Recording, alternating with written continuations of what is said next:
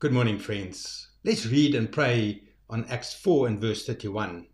And when they had prayed, the place where they were assembled together was shaken, and they were all filled with the Holy Spirit, and they spoke the word of God with boldness. Please pray with me. Mighty God, when the early church prayed, the place was shaken, and they were filled with the Holy Spirit to speak your word with boldness. Lord, do it again in our time. Shake us out of fear and timidity. Fill your people with power, with courage, and with passion for the gospel.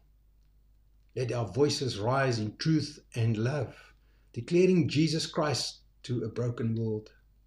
Father, may your Spirit come upon your church with such power that revival spreads wherever we gather. Lord, awaken your people with boldness. I pray this in Jesus' name. Amen.